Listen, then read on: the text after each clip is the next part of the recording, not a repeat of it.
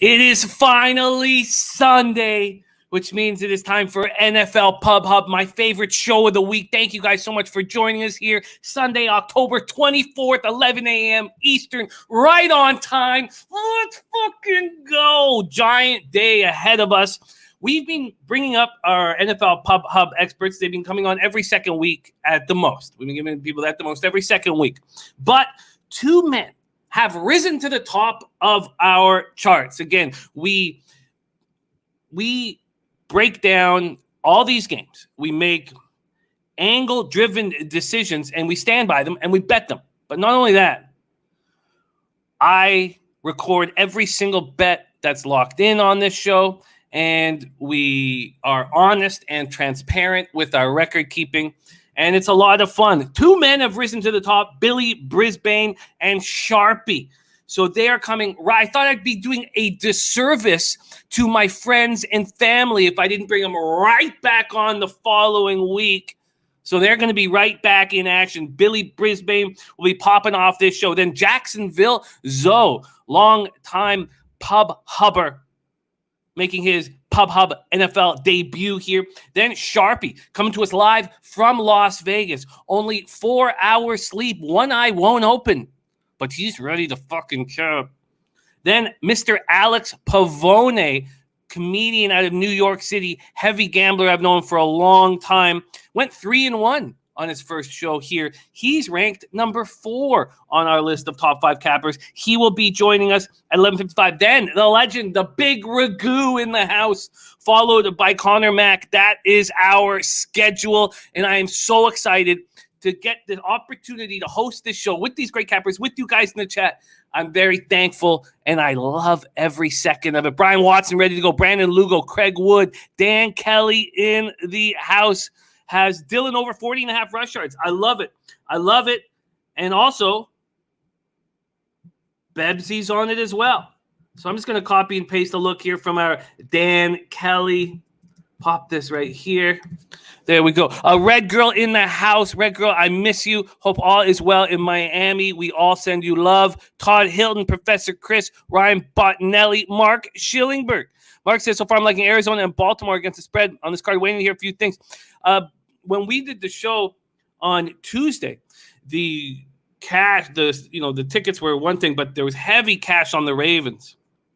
Felt like all the sharp money was on the Ravens. And so I got it, and I just stayed off of it. And I was like, okay, because the first thing I saw when I saw Bengals at number was that I want the Bengals at that number in a divisional game.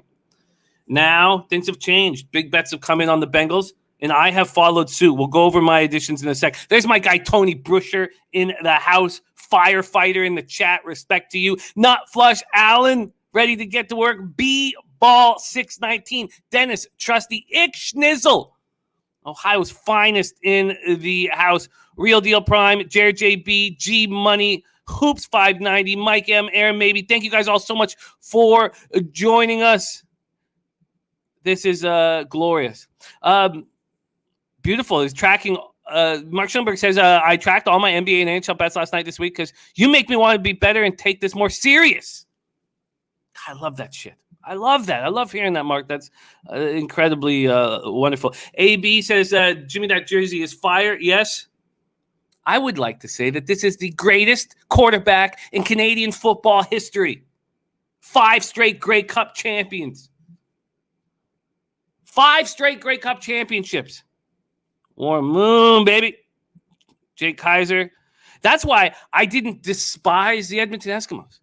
That's why I despise all the other teams in the CFL other than Lions, but I didn't despise the Eskimos. How could I despise the Eskimos when they let Warren Moon have the opportunity to show that he was the best quarterback in the world at that time, which I also believe. And that it was too bad he came to the NFL after that.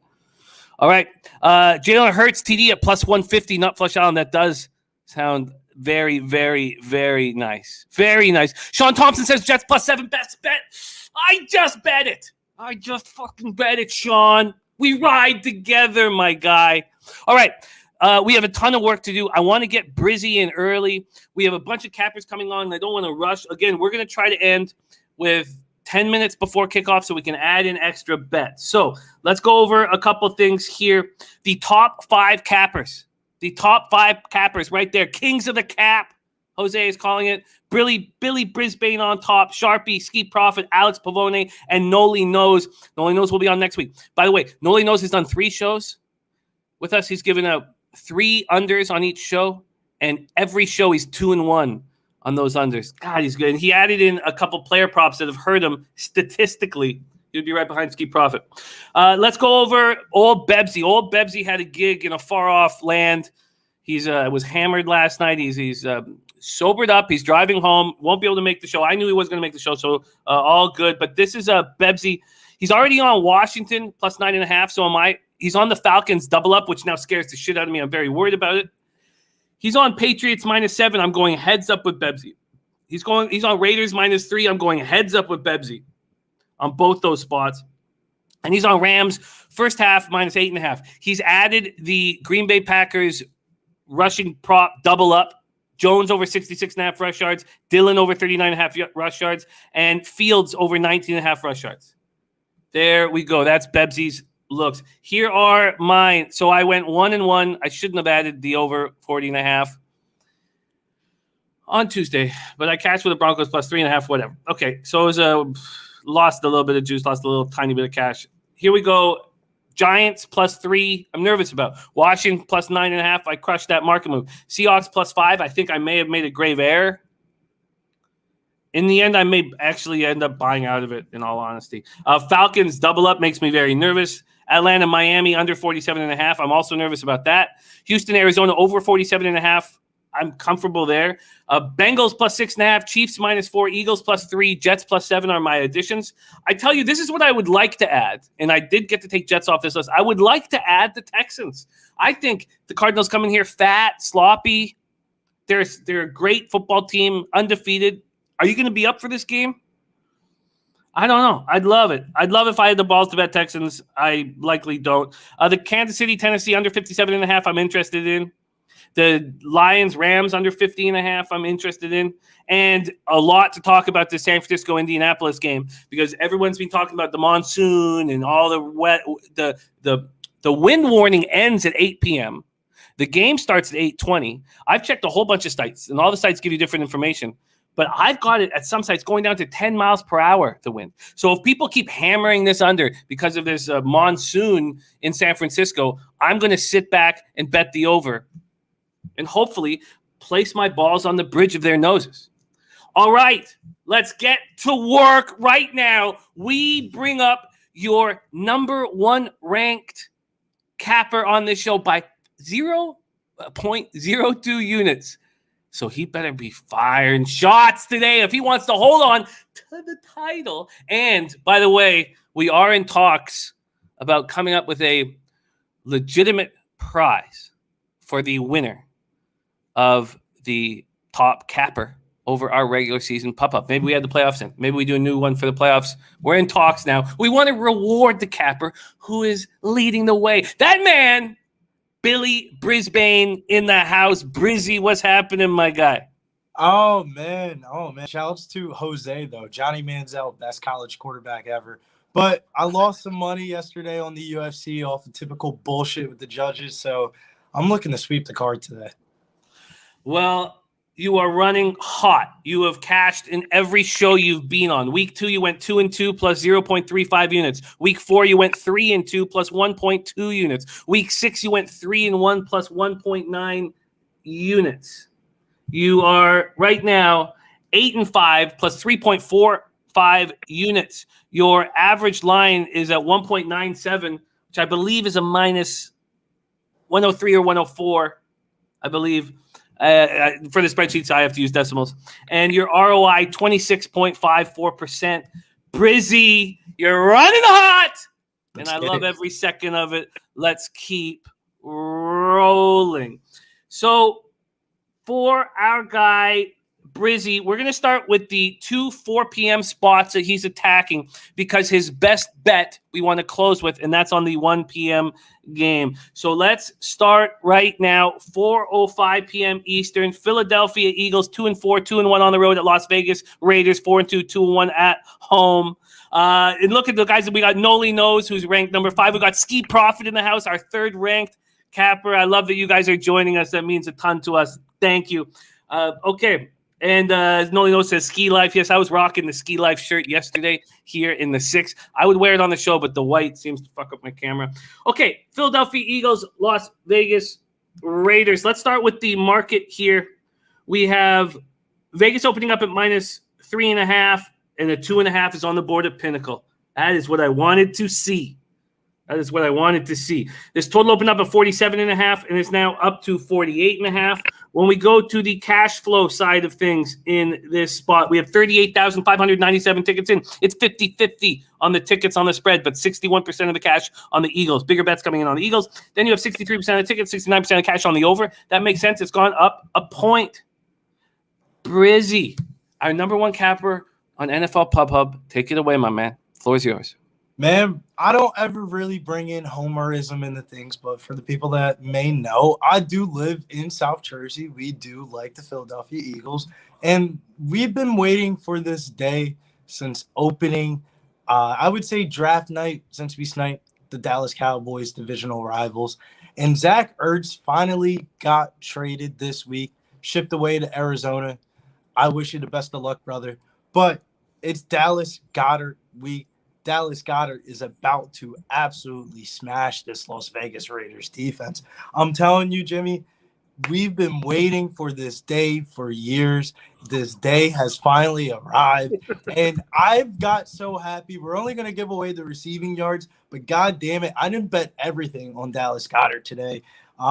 The Eagles tight ends have 11 red zone targets this season, tied for the second highest most this season. You take away Ertz, his red zone targets go up. So, Goddard, anytime touchdown, don't tell anybody before we make that go up anymore. And 5 career games are out. Zach Ertz, 33 targets, 21 catches, 265 yards, and 2 touchdowns. The Raiders rank bottom 6 PPR defense for tight ends this season. So it's all the Dallas Goedert today. The best line out there is 47.5 receiving yards. I got 43 on Friday because I've been waiting for this day for a very, very, very long time. But I think the 47.5 is just fine too. I'm not really too scared about it. I feel like Devonta Smith has been balling this year, but I feel like this is a Dallas Goedert day. And I got another prop in this game as well. Yes, I know. And I've been looking at your action here for a while. I know that you got that 43.5 receiving yards. Great work, -115. And it makes a ton of sense. Nolly Knows says tight ends destroy the Raiders. We had another somebody, I missed it, but somebody was saying that here we go, another strong capper making a move here on Goddard and wanting to roll with it. Sorry, I missed that. It was there in the chat somewhere. There, Jake Kaiser saying another smart capper I like is on Goddard over is 2. I like it. By the way, Nut Flush Allen says, please, can you have a moment of silence for the Dodgers? I'm sure it would mean a lot to Skee and Nolly. There you go. There was your moment of silence. I like it. This makes a ton of sense. Goddard over 43.5 receiving yards, -115. He's got another prop on this game. Brizzy, take it away. One of the biggest questionable news going into the 4 o'clock slate is tight end Darren Waller, who got listed as a late tag questionable. And to be honest with you, from the fantasy projections that I'm looking at this week, I wouldn't be surprised to see Darren Waller out. Darren Waller's receiver for the Raiders. I actually made a move on the Eagles on the side, not a bet that I gave you, but that was the first bet that I made this morning was the Eagles +3.5. I do think that's a good spot for the Eagles. But as I digress, I think without Darren Waller being on this team today, potentially, or even playing a little bit banged up, Josh Jacobs is going to get a lot of work. The Eagles defense is ranked 25th rush defense, but 12th against the pass. It makes the most sense for the Raiders to stay in this game and to compete. They're going to have to run the ball with Josh Jacobs. I know he hasn't really looked good this year, and he has yet to really pop off, but new coaching staff, they're going to want to get the young guy going. I like Josh Jacobs anytime touchdown. It's near even odds. I got +105 on Friday. I moved on this one early, and then the Darren Waller news even made it even a little bit sweeter. To be honest with you, man, the Eagles defense, I think, allows the most rush attempts at the running back position. So we're going to get a couple of opportunities regardless how this game script goes, especially in a pace-up spot for the Raiders against the Eagles. I definitely think Josh Jacobs finds the back of the end zone this week. I like it. Eric Thomas says, will he talk about the Buccaneers game? Brizzy won't, but we got lots of cappers on it. Remember, we got 6 cappers coming on with their best bets inside here, and I take that back. That's his next game. That's his next game. Okay, you're in luck, Eric. Sorry, my bad. That's a crazy. Okay, so by the way, this just moved at Bet365. Eagles are now +2. +2. I wonder if that, because I didn't have that Waller anywhere in my notes. It literally came out like 6 o'clock this morning.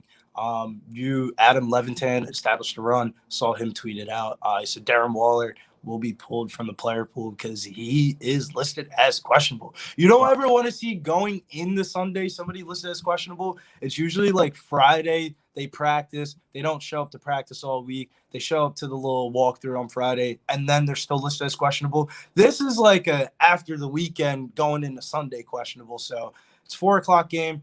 I will be probably adding some props in this game if Darren Waller is officially out. Like Foster Monroe for daily fantasy people, or maybe you're in a fantasy league, definitely a deep tight end target that I'm looking at this week. The question from the chat, Kirk Gray says, is it me or is Eagles becoming a public dog? I consider a public dog a spot where most of the tickets are on that, not the cash. And it's 50-50 right now with 39,000 tickets in. So when I see 50-50, but 62% of the cash, I don't think that's a public dog. I think that sharps are on the Eagles. That's the information that I take. Great to have Kirk Gray rolling with us. All right. So let's go. We have Eagles, Raiders, Bears, Buccaneers is next up. So we have got it over 43.5 receiving yards. Josh Jacobs, anytime touchdown at +105. Next up, 4:25 p.m. Eastern. Bears 3-3, 1-2 on the road at Tampa Bay Buccaneers. 5-1, 3-0 at home. 83 Fahrenheit, cloudy, 7 miles per hour, light rain by the end of the game. We do have issues here on the injury front. Out is Tashawn Gibson, their defensive back for the Bears, but tons of questionables here. Jakeem Grant ankle, Akeem Hicks groin, Khalil Mack foot, and Akeem and Khalil have been on the questionable list for game in and game out now. Wide receiver Allen Robinson, linebacker Caleb Johnson, defensive back Duke Shelley, defensive lineman Bilal Nichols, all questionable. For the Bucs, wide receiver Antonio Brown ankle, linebacker Levante David ankle, tight end Rob Gronkowski ribs, cornerback Richard Sherman hamstring out. Tight end O.J. Howard ankle, defensive end Jason Pierre-Paul questionable. Take it away right now, Brizzy. Floor is yours. Yeah, man. Like you said, without Rob Gronkowski and Antonio Brown in this lineup this week, that leaves Tom Brady with Chris Godwin and Mike Evans. And Chris Godwin gets a great matchup this week against Xavier Crawford, who's allowing a 75% catch rate this season and 1.16 yards per route covered. So I think Chris Godwin, I got on this one early because Antonio Brown, as soon as he got ruled out, I moved on this one. I got +135. I think it's closer to even odds on Sunday because it's right before the game. But I would play it up to -115, -120. But I got +135. I think Chris Godwin finds the end zone pretty easily this week. The Tampa Bay Buccaneers have the 3rd highest implied team total on the slate. And I think Chris Godwin, Uncle Benny, those are all basically their red zone targets that are left with Mike Evans. So I'm going to take the roll the dice chance that Chris Godwin finds the back of the end zone this week.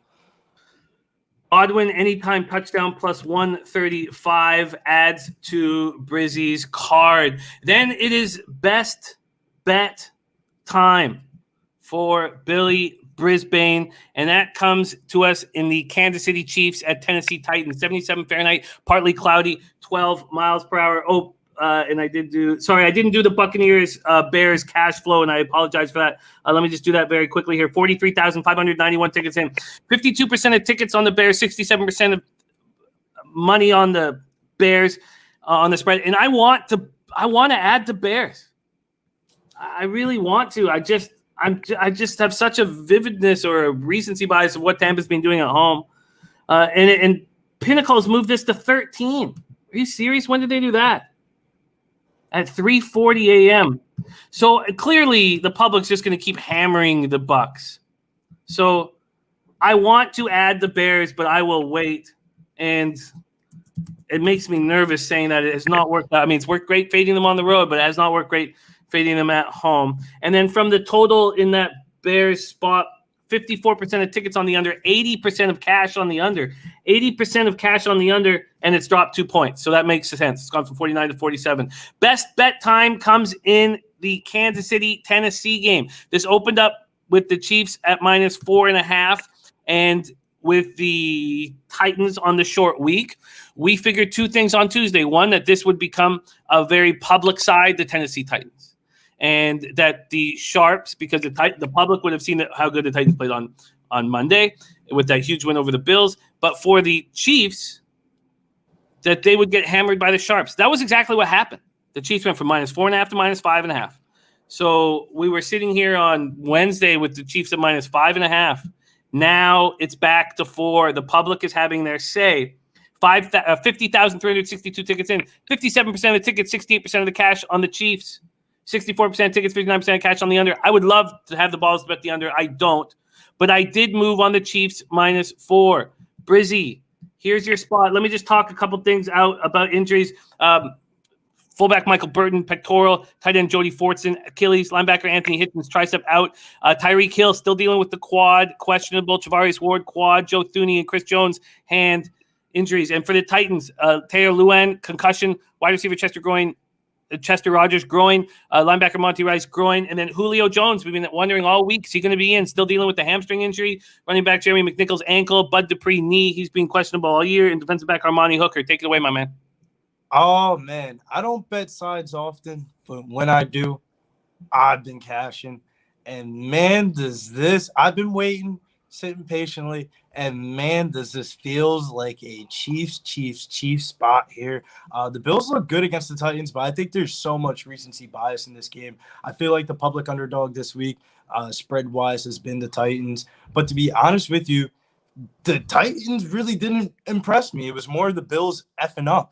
They went 2 for 5 in the red zone for red zone trips. Outside of Derrick Henry being Derrick Henry, the Titans look pretty bad early. I know the Chiefs haven't looked really good, but if you look at some of the injuries to this Titans defense, man, Caleb Farley out for the season, torn ACL.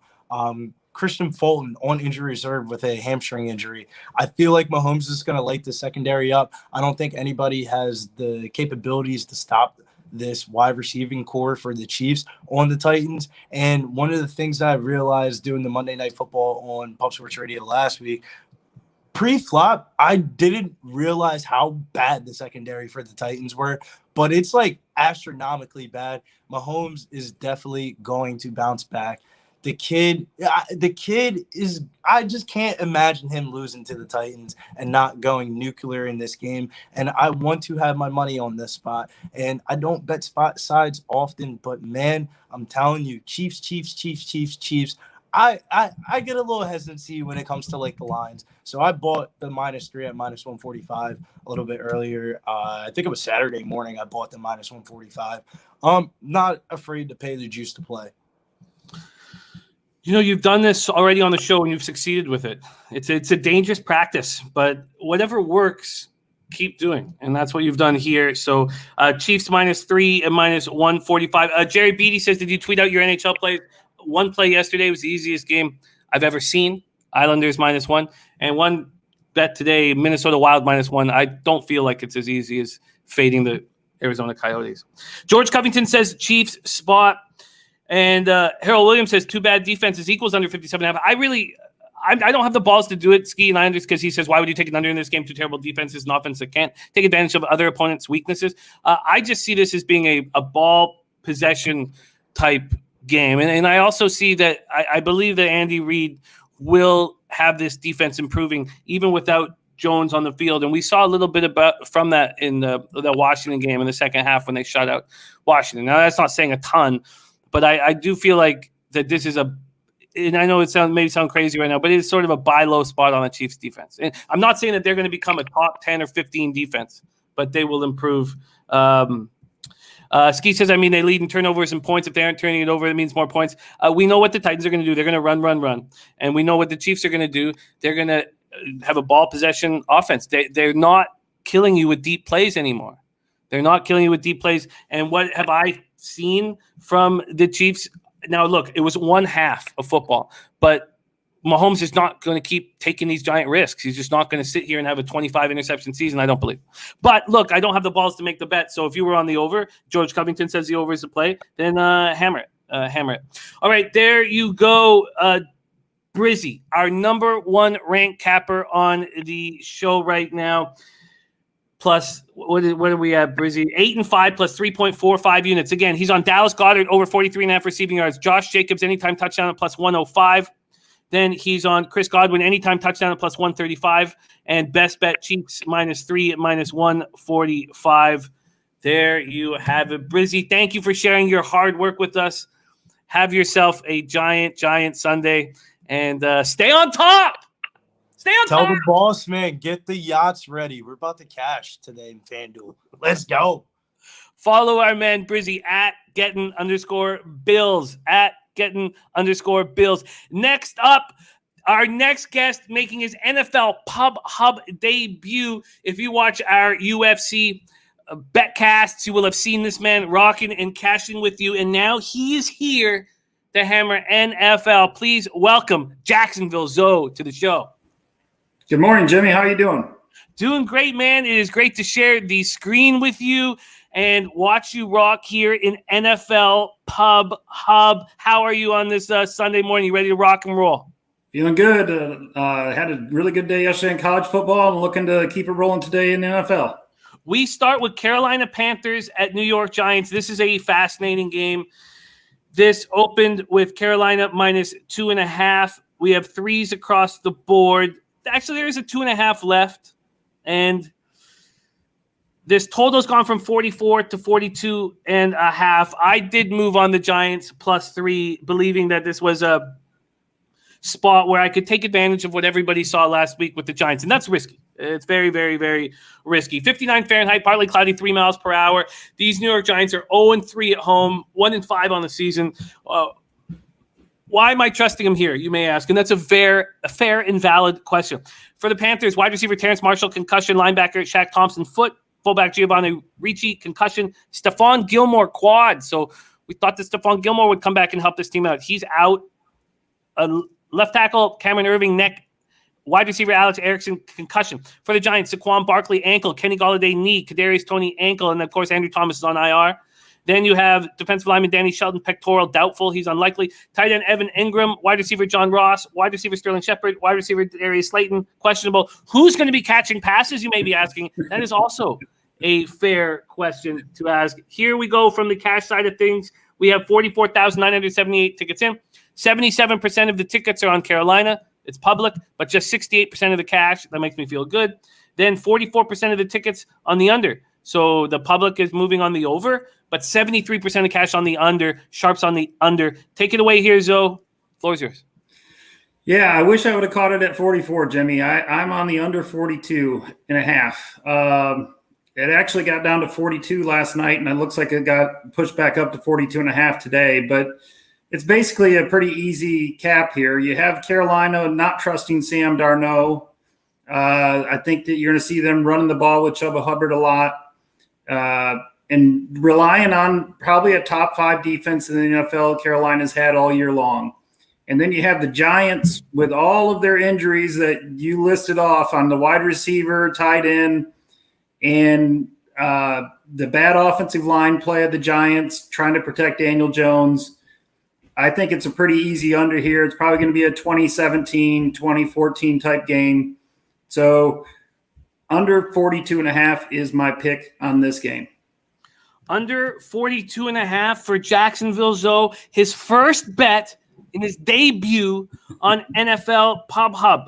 We go from Panthers Giants to Philadelphia Eagles, Las Vegas Raiders. We've already had Billy Brisbane give us the Dallas Goedert over 43.5 receiving yards and Josh Jacobs anytime touchdown.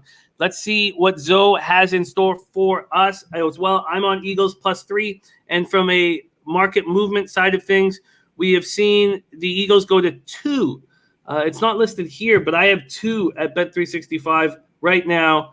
And we still have a spot where the public in this game are on – sorry, let's pull this up right now. 50-50 on the tickets, but 63% of cash on the Eagles. Take it away, Zo. Yeah, I'm with you, Jimmy. I got the Eagles at +3 earlier in the week. When I cap games, this is a very basic cap. Philadelphia is better on the defensive line, and they're better on the offensive line. And if you can cap a game where you know you have the better line of scrimmage on both sides of the ball, that is so big when it comes to winning football that a lot of fans look at all the wide receivers, all the quarterbacks and everything. But, man, if you're not giving Tom Brady or Mahomes or whoever the time, they're still not going to be that good. And I really believe you're going to have Philly dominating both sides of the lines. And the Raiders still – I'm not buying into last week with Denver with all the John Gruden stuff. I think that could have some hangover effect here. But my basic cap on this is really based on the line of scrimmage and Philly being better on both sides of the ball. Give me Philly +3. Philly +3 for Zo on the board now with the under 42.5 in Carolina, New York Giants, and the +3. Let's move on to Houston Texans, Arizona Cardinals. I just sit here thinking that, and this could be a huge mistake, but I sit here and I think, how can the Cardinals come in as poised and angry and ready to rock as they have been all year, now that they're sitting here 6-0, fat and happy? And the Texans are coming off a travesty in Indianapolis. I already took the over 47.5, and that is with the idea that the Texans might score early and put the Cardinals on their heels. And I haven't bet Texans first half, although I wish I had the balls. And this game's at 425, and if I'm up money, I will. I think after I hear your breakdown.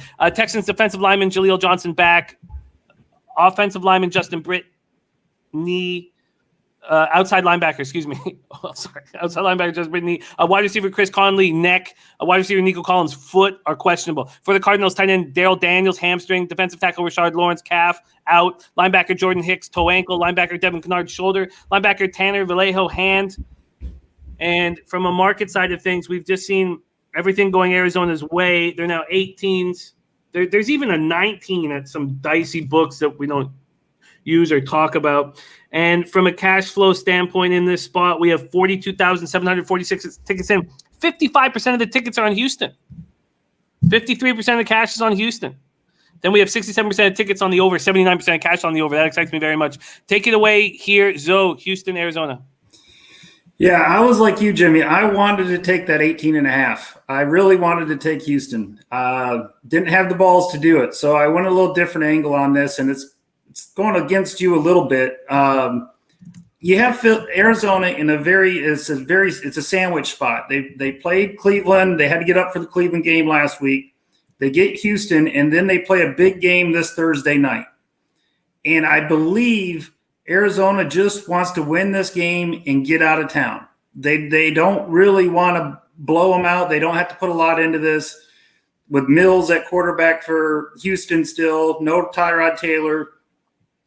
I took team total under 33.5 for Arizona, and it was just because I was so afraid of Houston scoring points, Jimmy. I'm like, how many points can this offense that they're putting out there score? So I went under on the team total of Arizona just because of the sandwich spot between Cleveland, and I'm trying to remember who they play this Thursday, but it's a big game this Thursday. This game is right in the middle. I can see them being a little low on this game, still winning the game by 10, 14 points. But I decided to attack the team total under versus going at that. I tell you now, if this line gets to 20, they're going to make me bet Houston. If it gets 20, I'm taking Houston. I can't not take it. In an NFL game, getting 20 points is a ton of points. I agree. And our friend Uli already says that it's +20 at DraftKings.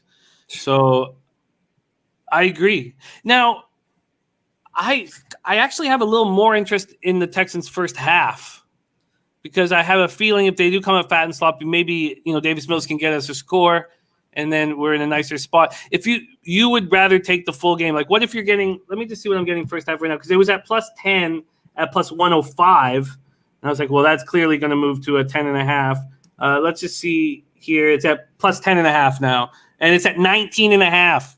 Wow, God. If I could get an 11 on the first half, Jimmy, 11 would be the key for me. If I can get 11 on Houston in the first half, I would take it. That half point, I could see a 14-3 first half easily in this game, and I want to get that extra half point. So I'll keep my eye on it about half hour before kickoff, take a look and see if I can get that 11 on the first half. I agree with you. I think Arizona could come out slow, and then in the second half, if you got the 20, you might need to hang on to your britches a little bit. But I tend to – now that you say that, I tend to agree. First half might be the way to look at that. Alvin Smith giving us a final score of 31-10. I can't believe that I'm actually going to say I'm so excited about this football game now. I am. Okay, so we have Cardinals team total under 33.5 for Jacksonville Zo. Last game on his card is a beauty. I'm so happy he's talking about it. 4:25 p.m. Eastern. Chicago Bears at Tampa Bay Buccaneers. Bears are 6-0, 2-0 at home. Buccaneers 5-1, 3-0 at home. 83 Fahrenheit, cloudy, 7 miles per hour. As I said earlier, there's going to be or possibly or likely light rain by the end of the game. We've already talked about the injuries. We don't have to hammer them again, but Tampa Bay dealing with injuries, and the market is all over the map on this spot. Is that true? It feels like some of these lines are stale. Let me just move over here in this. Yeah, the market is all over the map. So we have 11.5s, we have 12s, we have 13s, but the 13s minus 13 for Tampa is at plus money, so really that's a 12 or 12.5. So we have 11.5s and we have 12s and we have 12.5s here, and this total's gone from 49 to 47. And again, the sharp money, it's a 50-50 split on the tickets, but a lot more big bets are on the Bears. And God, am I going to wait till 4:25 or 4 o'clock to bet the Bears and the Texans? Like, oh God, I'm scared just saying it. Zo, take it away. Yeah, this is my square bet of the week, Jimmy. I looked at this and I said, can Chicago needs to run the football. They are not going to be able to run the football against Tampa's defense. Vita Vea, that defensive line, teams you saw the Patriots who love to run the ball, could not run the ball against this Buccaneers team. And am I going to trust taking the Bears with Justin Fields throwing the ball? I can't.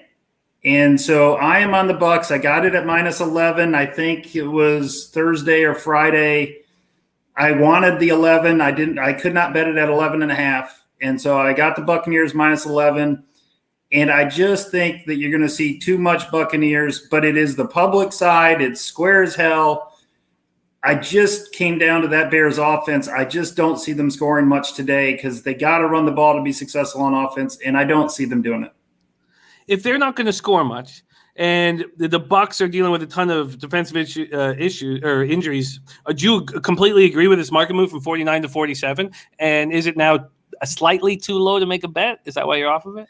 Yeah, I mean, I looked at it. I think when I looked at it, it was 48, and it was. I mean, I was between just taking the Bucs straight up because you're right. The Buccaneers are banged up on defense. They're missing a lot of defensive backs, but I just decided that I would rather play the minus 11 for the fact that I've seen the Buccaneers play the Dolphins and win. I don't know what they have, 35-38. I mean, they just outscored the Dolphins were blown out in the first half. And I was afraid of Tom Brady putting up 35-42 on him, and I only need 10 from the Bears. That's kind of what kept me off of it but the other side of it is the Bears defense has been playing rather well. So I could see that under 47.5. To me, I decided on 11, but I'd have no problem somebody going under in this game because I don't think the Bears are going to score much. And the Bears have a pretty good defense this year. So I could see that. Now, I had saw something. Khalil Mack, is he playing? You know what? I don't want to. I'd be guessing. I don't want to sit here and guess whether he's going, but he was on the injury report early this week when I was looking at it. Oh, he's questionable for sure. And if Mack doesn't play, I don't want any part of that under. You got to get pressure on Tom Brady. Everybody knows Tom Brady sits back in that pocket and has time. He's going to pick apart that defense. And Khalil Mack's the key to their pressure. He gets double teamed a lot, and that opens up single on the rest of the defensive linemen. So Khalil Mack's the key for me for the under. If he's playing, then I could see an under in this game. If he's not going to play, I don't want any part of the over-under. We got great stuff coming in from the chat here. Lamont Williams max bet, and those of you who've run with us for years know that cashes, and we talk about it nonstop. Lamont Williams max bets is the Chicago team total under. Eric Swiatek says Bucks win this by 17 to 20 points. Irregardless is paying for the Bucks at minus 10.5. Real Deal Prime says Tampa Bay covers. Man Bear Pig says I'm gonna come back to the comments when Fields beats Brady. Nuffleshan says, listen to me, Jimmy. Brady will want to one-up Rodgers on the own the Bears comments. Brady will quietly show Rodgers who owns the Bears, says Nuffleshan. I love that shit. Zo, incredible job. Great to have you on. Let's have you on more. But we are tracking your action, so it will help if you have a big winning day here. Let's review Jacksonville Zo's action. Under 42.5 in Carolina, New York. Eagles +3 at minus 110. Cardinals team total under 33.5 at minus 110. And Buccaneers minus 11 at minus 110. Zo, my man, thank you so much for joining us. Follow our guy, Jacksonville Zo, on Twitter. I'm going to pop his Twitter handle right here in the chat. He's got the old man Twitter handle with a ton of numbers on it. Yes. I haven't figured that part out, Jimmy. There's a certain thing at this age group where you can't figure out all that stuff. It's all good. You're on the right site, right? We no selfies on Twitter, so don't worry, Zo. Thank you so much for joining us. Keep up the great work in UFC, and loved getting my first opportunity to share the screen with you, my friend. Have a giant Sunday, and thank you for joining us. Oh, thank you for having me, Jimmy. Have a good one. There he is, Jacksonville Zo in the house. Next up, coming to us live from Las Vegas, Nevada. He is 0.02 units out of being the number one capper here on our NFL Pub Hub. Only 4 hours sleep last night. One eye wouldn't open, but did he wake up fucking pumped and ready to rock and ready to cap and ready to get that cash? You're damn right he did! Please welcome to the show, direct from Las Vegas, Nevada, Sharpie in the house. Sharpie, what's happening? Man, that's a fucking intro for the gods right there, my guy. Man, it's EDC weekend, bro. I got trapped in a room with 20 bitches playing Where's Waldo with my Yahoo last night, but we here, we ready to go. Let's go. Shout out to my guys, Trey Day and Platinum Paul out here with me. We fucking with our eyes open this weekend, Jimmy. I love it. Sharpie has the highest average line of any capper on NFL Pub Hub at plus 120. He's 14-12 plus 3.43 units with an ROI plus 13.19%. Sharpie, what casino are you coming to us from? Bally's, baby. Comp City. Right, with Bally's. We're in Bally's, man. Gonna be a couple pacemakers around you as well. Let's get to work here from our Sharpie, who's been running hot. Here we go, Sharpie. Let me just move over to your. Sorry, take a second here. Here we go. So Sharpie is another capper who's won on every single show he's been on with us. Week 1, 6-6, but had huge plus lines, so we got plus 1.81 units. Week 4, 4 wins, 3 losses, plus 0.50 units. And last week, week 6, 4-3, plus 1.12 units. He's winning every show he's on, so we had to break our rule of splitting up these cappers so they come every second week. We had to bring them back right away. Sharpie gets his card started here, 1 p.m. Eastern, Carolina Panthers at New York Giants. We talked about all the injuries the Giants are handling. Zo broke this game down real nice. He's on the under 42.5. So we don't need any more breakdowns. Let's just hear how Sharpie's going to get paid. Guys, Sam Darnold over 1.5 touchdowns plus 115 at Caesars Sportsbook. The Giants have given up 14 touchdowns through the air, 2.3 per game. They're 28th in the league, guys. Darnold has a touchdown in 5 out of 6 games, 2 touchdowns in 2 of them. I expect over 2 touchdowns with this sorry-ass pass defense from the Giants today. And that plus money, sign me up. Darnold over 1.5 passing touchdowns at plus 115. No surprise to see another big plus line on Sharpie's card. Let's just keep rolling through Sharpie's action. We have Chiefs Titans. I moved on the Chiefs at -4. Billy Brisbane bought it down to -3.5. We've already talked about the injuries in this spot as well. A reminder that this went up to 5.5, then back down to 4, and we have 55% of the tickets on the Chiefs, 71% of the cash on the Chiefs, sharps on the Chiefs, and public on the Titans. Now, it's not too much public because there's only 45% of the tickets, but I had expected a little more when we capped this on Tuesday. 65% of tickets on the over, 58% of cash on the over. Sharpie, 77 Fahrenheit, partly cloudy, 12 miles per hour in Nashville. Take it away. My thing is with the Chiefs, as Tyreek Hill goes, the Chiefs goes. If you could hold Tyreek down, they lose the game. They'll let, like, the 2-3 games they've lost this year, Tyreek Hill was held under 100 yards. This is a get-right spot for Tyreek Hill. Do y'all remember what Stephon Diggs did last week to this sorry-ass Tennessee team? So, Titans are 25th ranked pass defense, allowing 291 yards a game. Hill is averaging 98 yards a game, guys, and his total's at 85.5 at minus 115 on DK.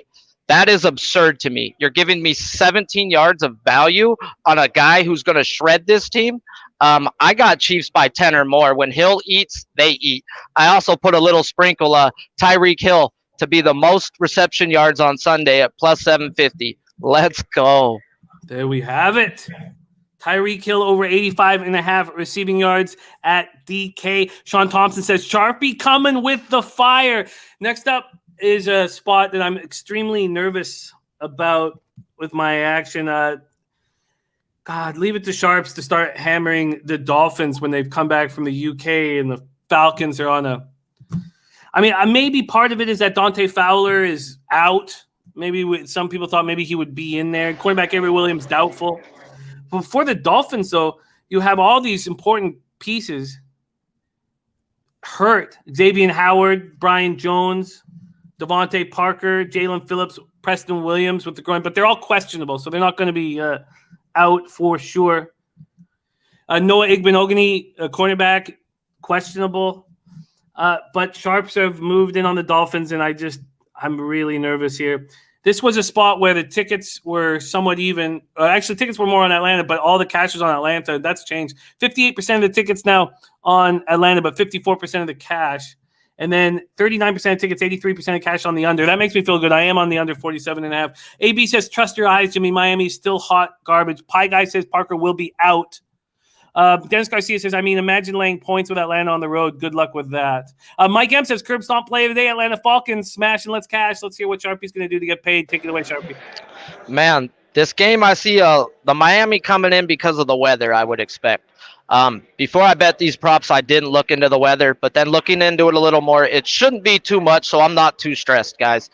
Calvin Ridley over 73.5 receiving yards on DK. He's only hit this number one time, guys. This is not a numbers play. This is a get-right spot for Calvin Ridley. Calvin Ridley has 20% of Atlanta's target shares after missing one game. He still leads in target shares, guys. Miami's defense is garbage. They're 30th in the pass D, allowing 307 yards per game through the air.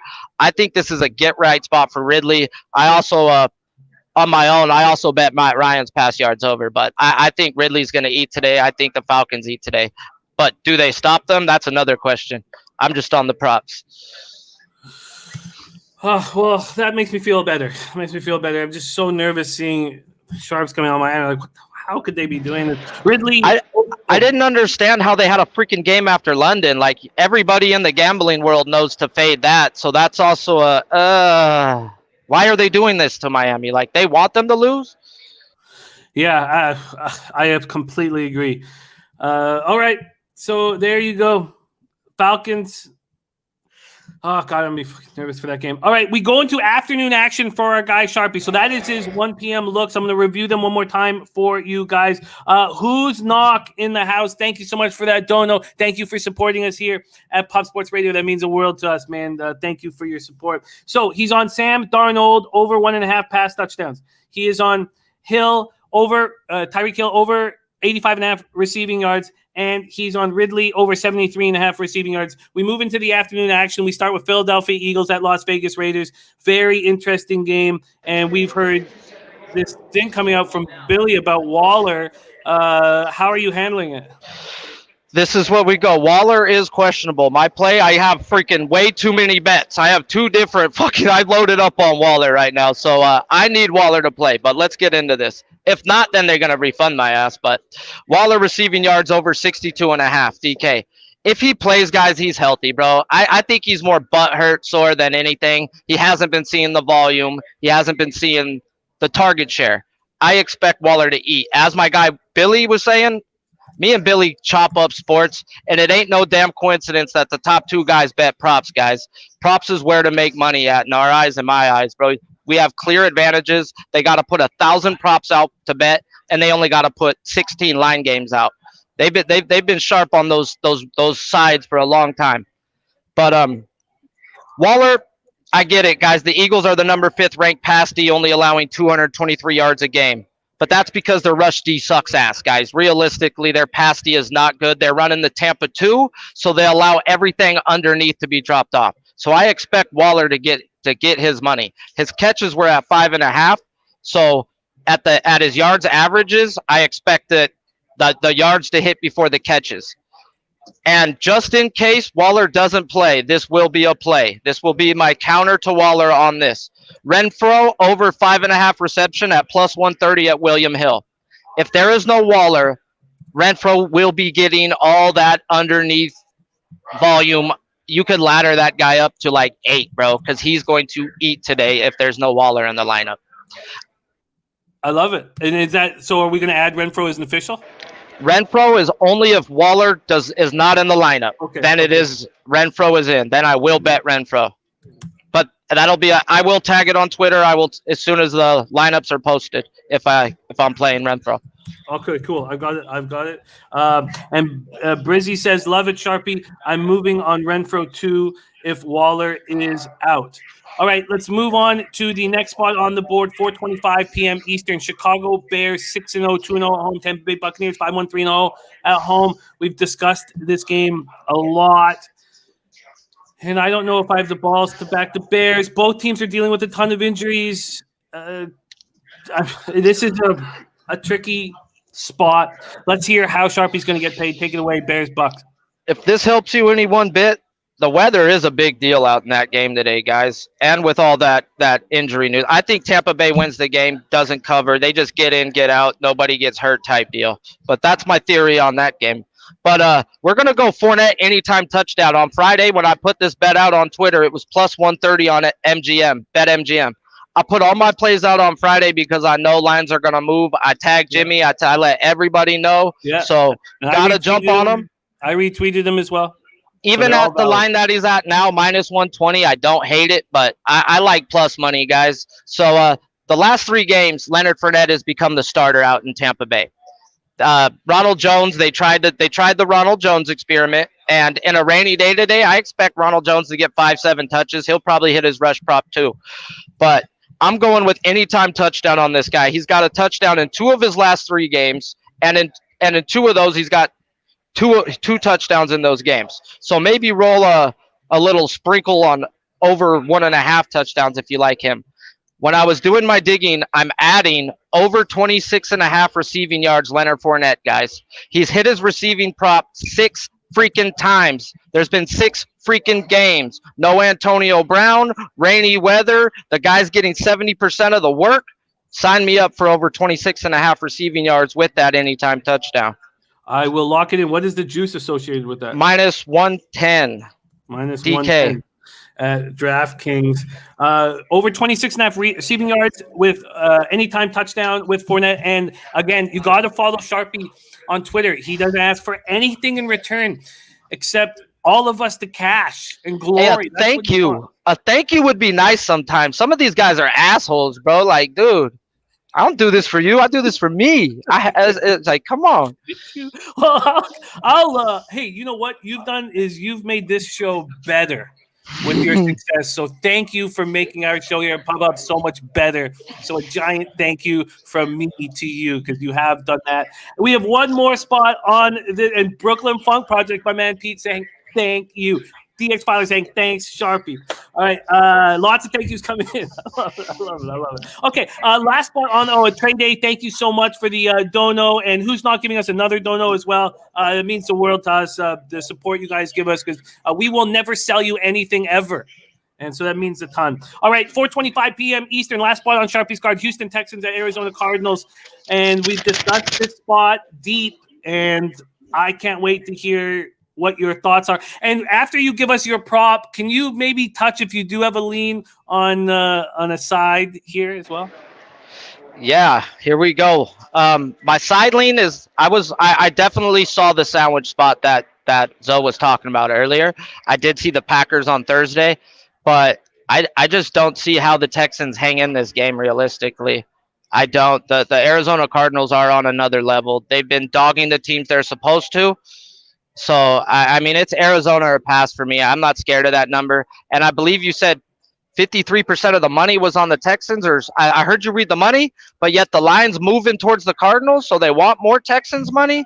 You know, that sounded fishy too. That like when I was listening in the background. Yeah, it does. It does sound fit. Well, the last thing I want to do is have money on the Texans here, and I've already got the over. This is such a shady NFL Sunday card total spreads, bro. Oh my God, they're so sharp this week. I didn't want to come to Vegas looking at this card. Thank God I bet props. And your prop here for Texans Cardinals? I had 3-4 different ones, went back and forth, guys. James Conner, anytime touchdown, plus 120 on FanDuel. Texans are number 31 against the rush, 32 in the league allowing rushing TDs. He's their goal line back. They're going to be up. He's going to get the rock, guys. He's got 2 touchdowns in 2 games. He's got a touchdown in 3 of the 6. This is a James Conner touchdown spot. I was looking, do I want his runs? Do I want his attempts? Nah, let's not get cute. He's getting into the end zone, and at plus 120, we're going to take that by the half. I love it, Sharpie. Currently number 2 by 0.02 units in our, and we've had that 16 cappers that we've had on the show, now 17 because Jacksonville Zo made his debut here today. This is a review of Sharpie's action coming to us live from Las Vegas right now. He is on the Sam Darnold over 1.5 passing touchdowns at plus 115. He is on Tyreek Hill over 85. Keep talking. Over 85.5 receiving yards. He's on Calvin Ridley over 73.5 receiving yards at minus 115. He's on Waller receiving yards over 62.5 at minus 115, but he's going to bet Renfro is if Waller is not in the lineup. Then he has Fournette anytime TD at plus 130, as well as over 26.5 receiving yards at minus 110, and James Conner anytime touchdown at plus 120. Man, I wish I was out there in Vegas with you, Sharpie. It's something that I will have to do as soon as I possibly can. Have a great time. Keep giving love to those women that deserve it so badly. Enjoy your time with Platinum Paul and the boys, and get paid in full, my man. Thank you for having me, my guy. See you next time. There he is. And please follow him on Twitter at Sharpie's Bets. I'm going to pop it here in the chat. Anybody who's not following him should follow him. He's just such a fun follow and such a great guy, such a huge asset to our family here. There it is at Sharpie's Bets. All right, we move on. I'm very excited to bring on your next guest, a stand-up comedian from New York City, a heavy gambler I've known for a long time. He came on the show in week 4, went 3 wins and 1 loss, up plus 1.9 units, which currently puts him in 4th place on our leaderboard. Coming to us live from Brooklyn, please welcome my man and yours, Alex Pavone, in the house. Pavy, what's happening? Buddy, I live in Queens, bro. What's going on here? Wrong borough, kid. What's going on? Not much, dude. I didn't drink last night. I'm sober. I'm fresh. You know those Sundays when you wake up and you're completely sober and you're like, I got life by the old the grapefruits right now, but things could change today. I hope not. I hope things are crack-a-lacking and I'm hot like I was in week 4. So let's do it up. Let's get right to work. We start and so one of our guys whom we love dearly, Who's Knock, wants to review Panthers Giants action, and we have more Panthers Giants action in this game. On this show. Big Ragu is talking Panthers Giants, and is C-Mac talking about them too? No, just Big Ragu. So we're going to be, and it's going to give you lots of time still to get your action in. So I promise you we will hammer that. Let's go right now with our guy, Alex Pavone. He starts with Bengals Ravens, and I added a bet. My palms just start leaking immediately. I added a bet here. I want to hear what you're on before I can get overly confident on it myself. 62 Fahrenheit, partly cloudy, 6 miles per hour out. Cornerback Trey Wayne's hamstring is being put on the IR. He's out. Jalen Davis, defensive tackle Tyler Shelvin are questionable. So 2 cornerbacks, one out, one questionable. For the Ravens, as you know, Ronnie Stanley done for the year. Running back Latavius Murray, ankle. Sammy Watkins, thigh, out. Offensive tackle Alejandro Villanueva, knee. Cornerback Tavon Young, knee. Center Bradley Bozeman, back. Inside linebacker Patrick Queen, thigh is questionable. Let's start with the market move in this spot, and then we'll move over to where the cash lies here. Ravens open up at 6.5-point favorites. That has dropped to 6 now at Sports Interaction. That has gone from 6.5 to 6, 6.5 to 6 for a while throughout the week. And earlier and we talked about this already, earlier in the week on our Tuesday show, the sharp money was on the Ravens. Big bets are coming on the Ravens. That is flipped. And it's more and more hour by hour. So now 56% of the tickets on the Bengals. We knew they were going to be public, but did we think we were going to get bigger bets on them? We've been giving them 68% of the cash on the Bengals, 30% of tickets on the under, but 89% of cash on the under as well. And that under has gone from 47.5 to 45.5. So that all makes sense. Take it away. Here we go. Bengals, Ravens. So Jimmy, I'm on the Bengals at 6.5. I beat the market move by 0.5 point, which obviously always thrilled about. Divisional spot. I like the Bengals, obviously, in this spot, like I just said. This is more of a fade against the Ravens getting this many points. I think I trust the Ravens, and I trust Lamar when he's a short dog or he's getting points. But when he has to put up, a touchdown to cover a spread, there's too many turnovers. There's too many issues with him offensively where I can't get on board with him. I've seen it for too many years with this guy. Always making, throwing some picks or he fumbles the football. And I think this is too many points for the Bengals. I think they got a good offense. What's the kid's name? Chase. This kid he has 27 receptions for like 500 yards. I think he's averaging 20 yards a catch. The kid is a big play receiver. And I think the Bengals offense can do some damage against this Baltimore secondary. I know last week Baltimore did a number on the Chargers, and everyone's going to remember that. But I think this Bengals team is always, in this AFC North, they're always getting bullied and made fun of. They're looking at this Ravens team going, we beat the Steelers. Let's come in and make an impact against this Baltimore team. 6.5, what I got it at, I think this is too many points. I think the Bengals are going to hang around. I really do. And a lot of people are going to tease this down to, half a point or, now just a pick 'em. People are going to be on the Ravens from a teaser's perspective too. I believe, but who am I, Jimmy? Who am I? But who am I? Bengals, Ravens. I love it. I added the Bengals. My palms are leaking here. I love that big bets have come in on the Bengals of late. I was afraid there's a lot of cappers who have a belief that the Bengals are beating up on shitty football teams. And when they play against a very good football team, they're going to lose badly. And that scared me off, made me wait. And I finally pulled the trigger. Love seeing that Pavy is on the Bengals plus 6.5 coming to us from Queens, New York. We move on to 1 p.m. Eastern. New York Jets, New England Patriots, 55 Fahrenheit, sunny, 7 miles per hour. Tight end Tyler Kroft back is out. Linebacker C.J. Mosley, hamstring, doubtful. Running back Tevin Coleman, hamstring, questionable. And then you want to talk all day about what's going on with the Patriots. We don't really know. We know that Jonathan Jones, defensive back shoulder, and cornerback Sean Wade are concussed and out. But here we go. These are the questionables.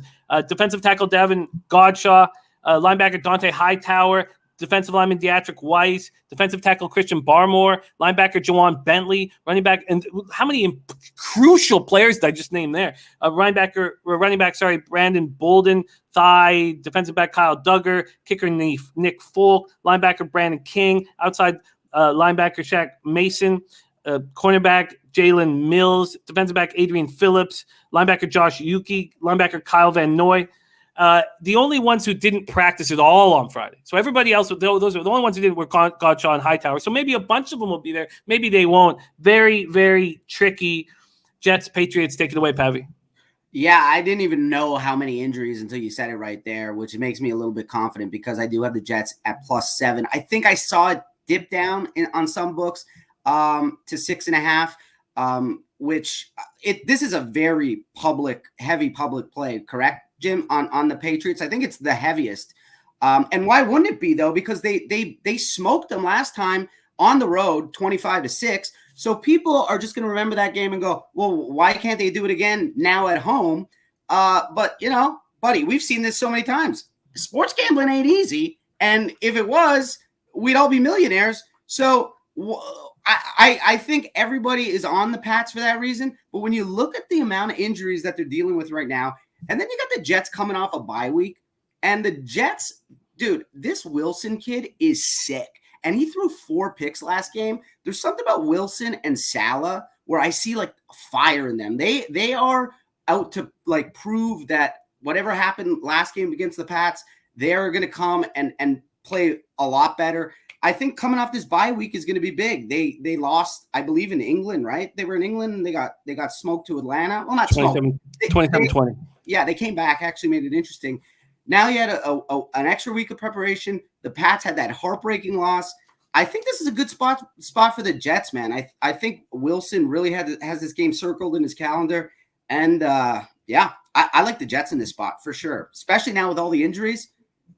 And it did dip down, right? It dipped down to 6.5 in some, right? It did. It's back to 7 now. Okay. And you're right. The 84% of cash is on both the Rams and the Patriots. What makes the Patriots so much more public is 80% of the tickets are also on the Patriots, whereas just 57% of tickets are on the Rams. I absolutely love this spot for you.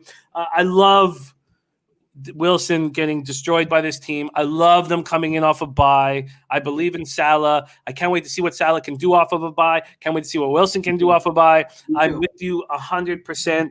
But it did take me days to build up the courage to bet the Jets while you were just confident from the get-go.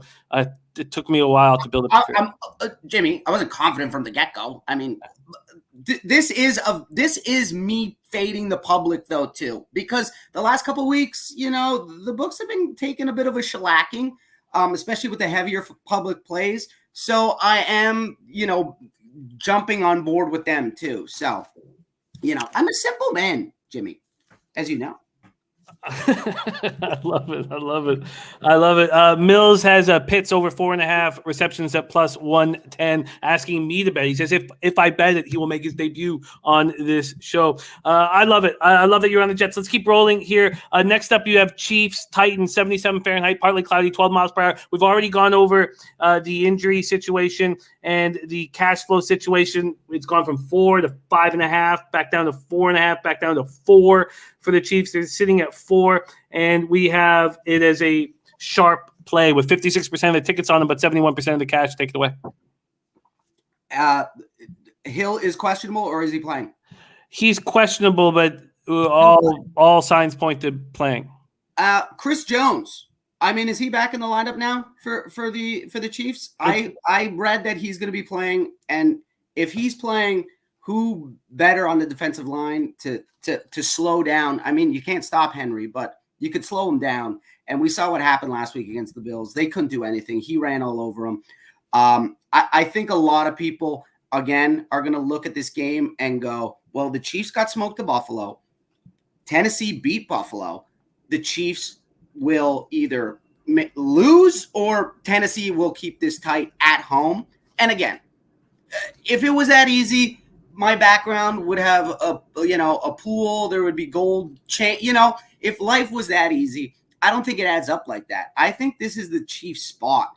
I think the offense is going to click. They haven't won 2 games in a row. This team is too good. Okay, he is active. Perfect.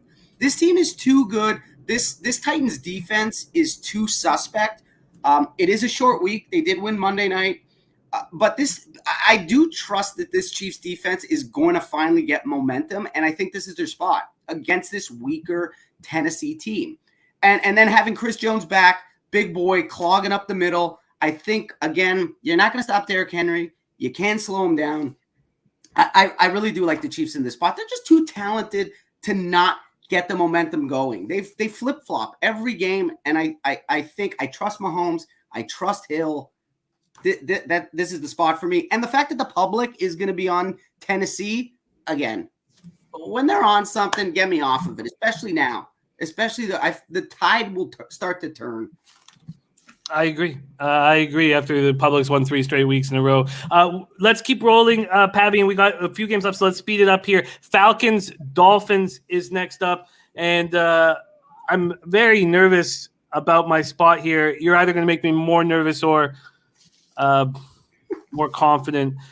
We've talked about Dante Fowler being out. We've talked about all the issues that the Dolphins have. Dolphins come back from the UK, don't take the bye week. It was offered to them. They said no. Flores said no. Falcons coming in off a bye 2 weeks to prepare for this game.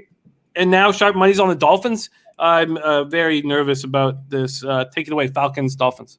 To be honest with you, Jimmy, I didn't even pick this game at all. I don't know what happened. I had the Eagles and the Raiders next, but it doesn't matter. Okay. I'll let you know. I actually did bet it. I'm not going to lie. I was trying to pretend to be a good guy there. I did bet the game. I did take the Falcons straight up money line. I saw them at minus 130, and I was like, I might as well just take them and then I saw the line today drop down from 2.5 to 1.5, and I was like, oh God, I'm in the same boat as you. I was like, oh Christ. I put a little bit on it, so I wasn't too concerned. But a road favorite coming off a bye is generally a little bit of a better spot. I mean, I don't know how you trust the Dolphins at all. I feel like last year the Dolphins had all the fortune and all the lucky bounces going their way, and now this year the universe is really balancing out on them. I do not like the line movement myself at all. I had the fortune of grabbing them at minus 130 straight up, and I do feel like this could be like a 1-point game. And I'm just happy that I got him at that, and that's all I'll say about that. But I don't know. Yeah, nothing official then. I have a little play on the Falcons. But do you want to make it official for your record here on the show? You could throw him in. I got him at minus 130 money line. You could chuck that in there. Why not? Okay. Okay. So then, and Charlie chips back and says, "Don't let bookies fool you with the line adjustments. Dolphins will be destroyed." So sorry, I added Washington, Green Bay in for you. Is that a move that you're on? I was my move. I am on the Eagles at +3. Okay. Let's just go right there and skip this Washington Green Bay spot. Philadelphia Eagles, Las Vegas Raiders. I can't wait for your breakdown on the Eagles +3. This is sort of a controversial spot here, and I can't wait to hear your breakdown. So let's just go over the market move one more time in this Philly Vegas spot. So 2.5s have come back on the board at Pinnacle, but it's mostly 3s, and the 44,499 tickets in. It's a 50-50 spot, but the sharps are on the Eagles. 64% cash on the Eagles. Take it away. I got this at 3 at the beginning of the week. I had a feeling this was, going to go down. Not a feeling. I knew it was going to go down. And so I grabbed the Eagles at 3. Look, last week's game, people are going to think of that game last week with the Raiders. It's fool's gold, okay? You got a new coach. You got that momentum. Then you're playing a banged up, hurt, bad Broncos team right now, okay? There's nothing to look at that win and instill any confidence in this Raiders team. Jimmy, it's like this. Like, let me explain something to you, like from like a comedic perspective. When you go and you do a new joke sometimes and it gets laughs, a lot of that is just from sheer adrenaline and emotion. And then you continue to do the joke, but there's no structure there and it starts to fail and bomb. I feel like that's what's going to happen to the Raiders this week.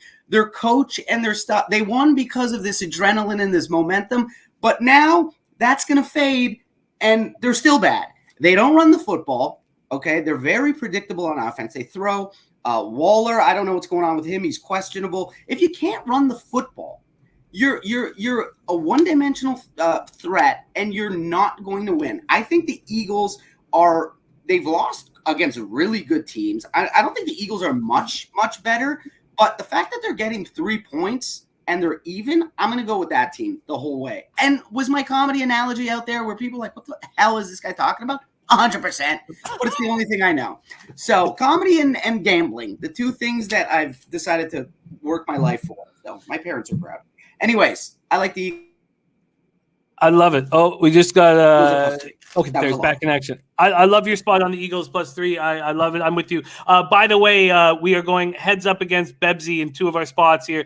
Bebsy is on the Patriots -7 and the Raiders -3. So we're going heads up against the old Bebsy. Which Makes me even more confident. okay. All right. Okay, the final game on your card, and let's be really quick, we got to move on here, is the Monday Nighter Saints Seahawks. 51 Fahrenheit rain, 16 miles per hour is the wind. Take it away and we'll move on. Again, we got a road favorite off a bye. Sean Payton off a bye. Look, the Saints, I believe, are one of the best teams in the NFL. No one's talking about them like they're talking about the Bucs or the Cowboys. And I think on a Monday night primetime spot, they're gonna come in rested, well prepared. They're playing a backup quarterback in Geno Smith, who's looked pretty decent, but last week they played the Steelers, who are not a good team. I think this is a spot for the Saints. Kamara to really dazzle. He's a primetime player. He comes into these games and he plays amazing. I think this Saints team is they're going to be like, put some respect on our name. We're one of the better teams in the NFL. We're going to showcase that against a horrific defense. I know it's in Seattle. I know, home dogs in primetime never go against it. But everything points to the Saints in this spot for me. I think they're just a way better team. They got the rest. Sean Payton coming off a bye week. Again, primetime, they're going to want to display how good they are. So I'm a simple man, Jimmy. I've said it before. I'll say it again. I'm just a simple man making simple picks.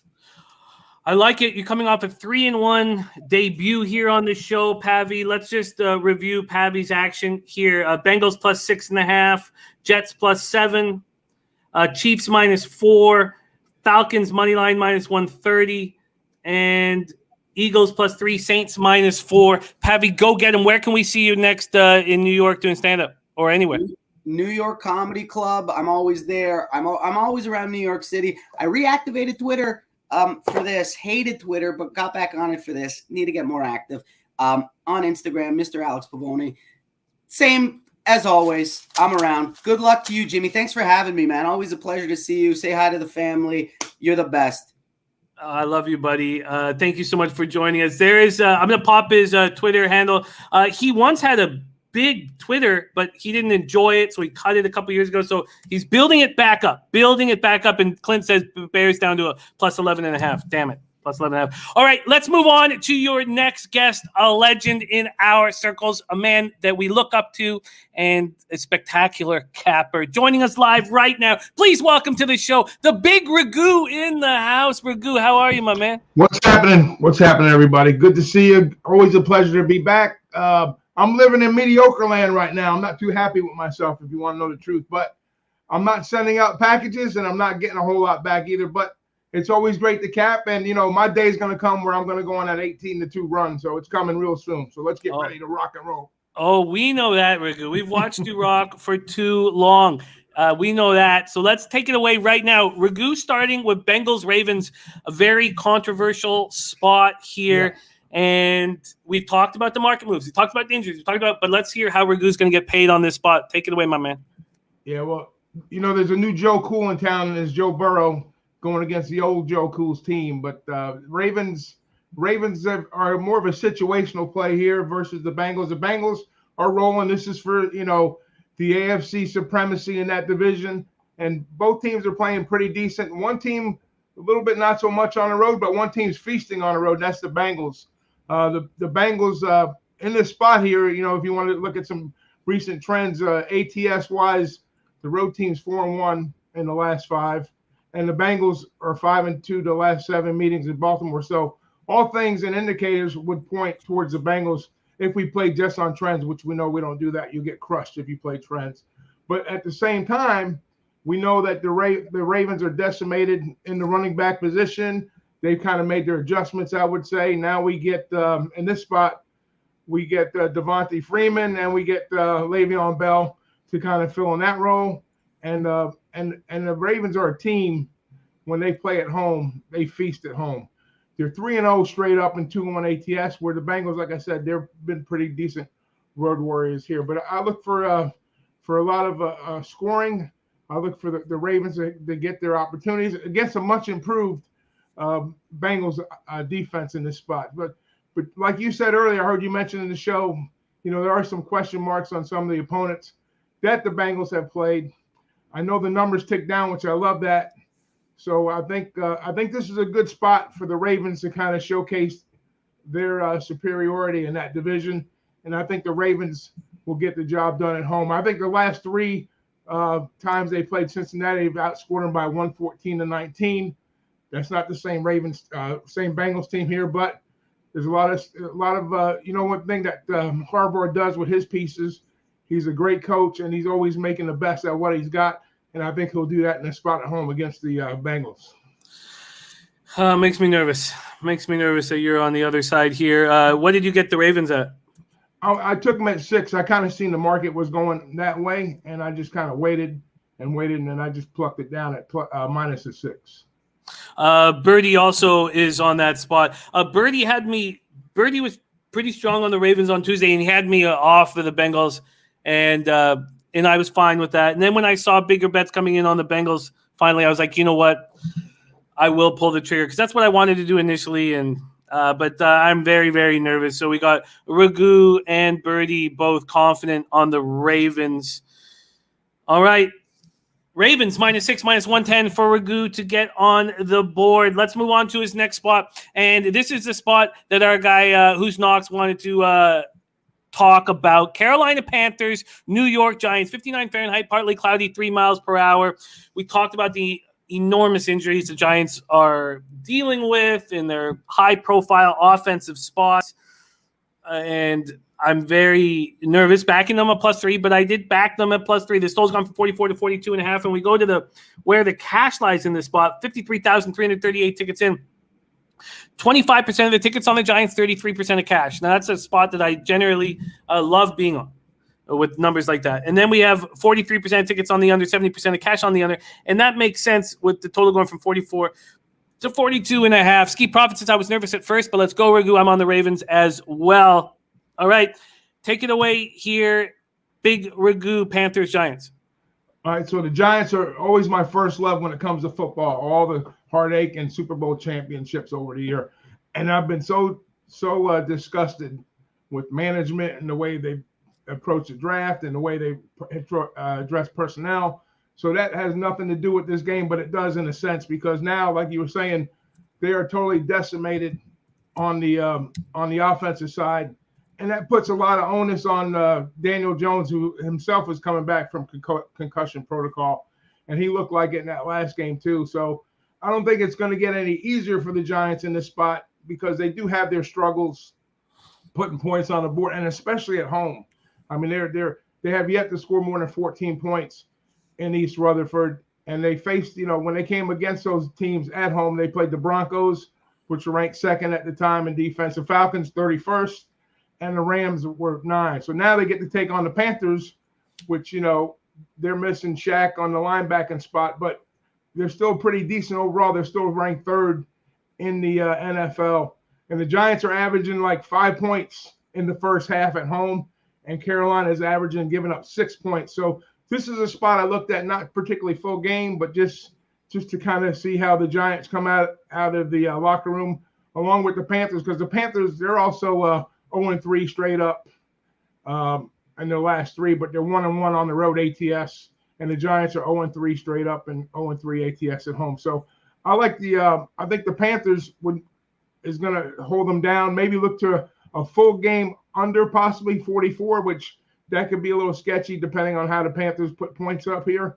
But I know the Giants probably won't score more than 20. So I can see this kind of going like the Panthers way, like 23-20, 24-20, somewhere in that range. But I look for a first half Panthers minus the 1.5. I think they'll get that job done early, but maybe the Giants could put something together late to get close to maybe a push. Or I doubt they get the win, but I think the Panthers win in this spot. I just think the Giants they're up against too much offensively to overcome what they have on the sideline. Exciting breakdown. Our guy JR is at the game right now as we speak, and he's on Panthers -3. What's the juice associated with the Panthers first half -1.5? 110, -110. -110. Yeah. Nate Dogg 420. Much love to you. Have a big Sunday, my man. Miss you. All right, let's roll. Next up for our big ragu is Washington football team at Green Bay Packers. I'm so happy that this is being talked about because I'm on it.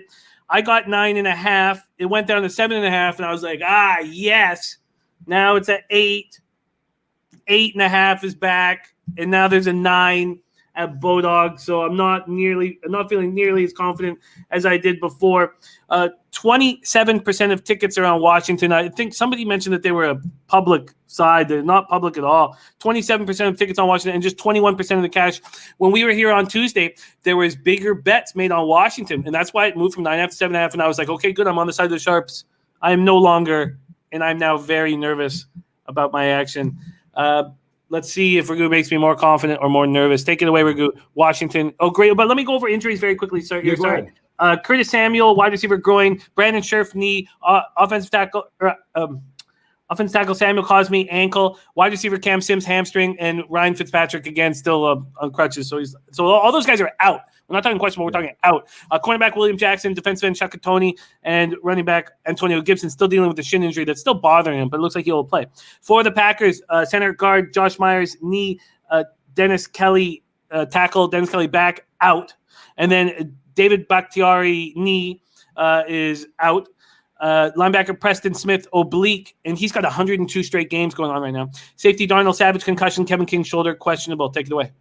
Yeah, well, these are both teams here on the defensive side have, especially in Washington. Washington was living with that defense, and they've kind of given up a bunch, like over a ton of yardage a game, like over 400 plus every game, and they have a lot of question marks on the defense. And you throw in the offensive questions, which we've seen their issues, with McLaurin and Gibson, but they're a little nicked up, and I question their efficiency and effectiveness on the field here. But beyond them, you got Ricky Jones, like you were saying, and Samuel. So, and then we're going to put the onus. Now it is who's going to be the starting? Heineke's starting today, right? Heineke's in. Yeah, okay. Well, that's what I figured. I didn't think Fitzy was coming back.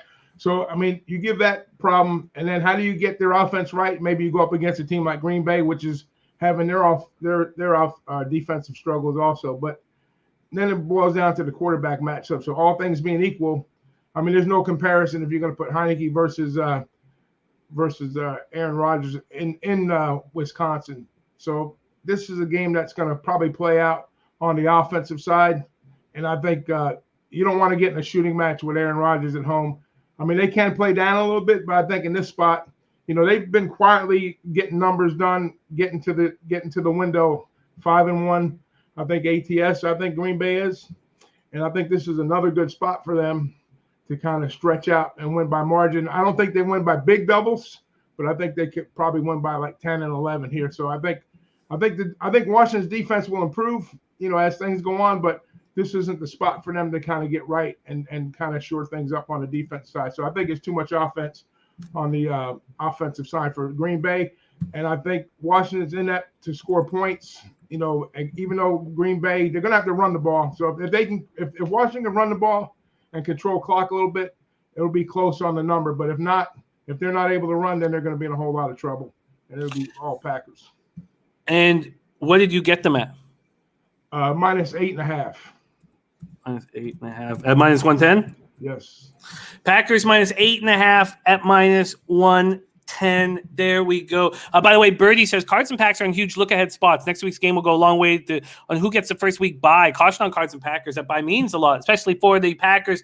And then just to close up shop here for us, you were planning on making a move in Bears Bucks. Yeah. And you no longer want to. Can you just I'll make that move. I was just worried about time for you. Okay. I still got the the more we do, the better. Yeah. Okay. So we all know what this game's about. It's about payback time for Brady and that horrible loss at Soldier Field last year. And the question is the margin, of course, right? That's what we're all up against on the number. But the thing I'm worried about for Brady is I'm not worried about it if he's going to score points, but where Chicago lives right now is with that pass rush. And I know Mac is a little dinged up, but if we give Brady a little bit of time, he's going to chew him up.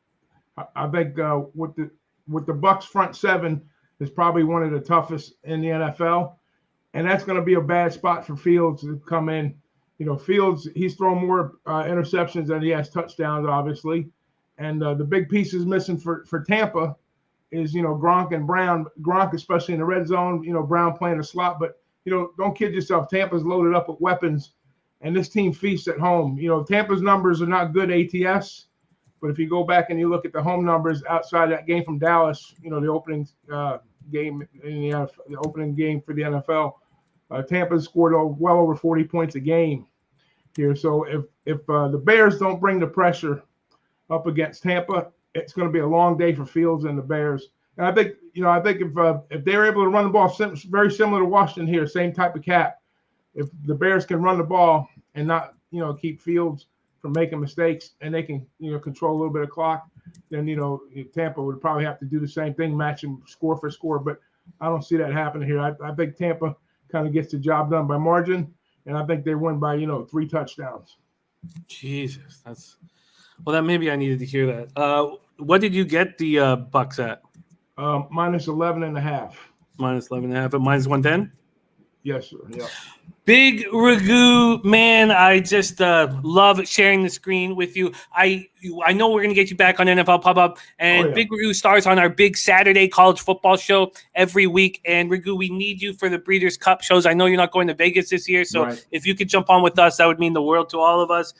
This is a quick review of Ragu's action here. He's on the Ravens -6, Panthers first half -1.5, Packers -8.5, and the Buccaneers -11.5. That's at -110. Follow our man Ragu on Twitter at Big Ragu62. Ragu, thank you so much for joining us, man. We love you so much. Hey, one quick exit thing here, buddy. Yeah, so normally I like to be on the dog side of things and plus money most of the times, but I'm finding myself on the minus side more. Maybe that's why I'm not as successful this year, but that's going to change. But let me give you a quick little teaser that I like today too, just for plays in the chat. So I would take the Dolphins plus the points here and tease Green Bay down to like -2 or 1.5, whatever you get, and take Miami plus the other way up.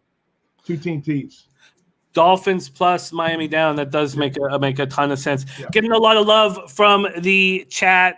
Ragu, we love you so much. Thank you for joining us, my man. You guys have a day. See you next week. There he is, the Big Ragu in the house. We go back to Las Vegas for our final capper on the show.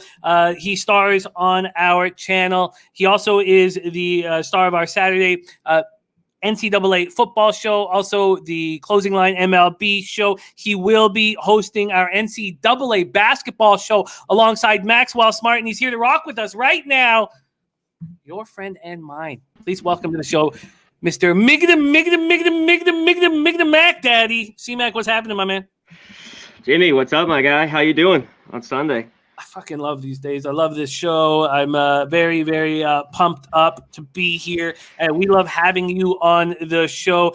You are one nice winning day away from the top 5 here. You're 5-5 on the show, down just 0.5 units. So you're ready to pop up. Oh, yeah. No, I just wanted to tell you. I forgot to tell you. I sent you the bills last week. We didn't get to touch on it, but I sent you it in our text. Bills. Oh, no, we didn't get to touch on it. Look at your text message. I forgot to mention that to you. No biggie. We didn't get to touch on it though. But I thought. All right. No, you're right. I'm sorry. Anytime that happens, you just if I make a mistake anywhere, you just let me know. Let me know. So he is. I'll let you know. A plus capper on the show, and he's a plus capper in everything he does. C-Mac, let's get to work. This is our final guest on the show. We will close the show with enough time for you guys to get your bets in. And C-Mac, our headliner here, and we've had a lot of talk Bengals Ravens. I'm on the Bengals. Birdie Ragu on the Ravens.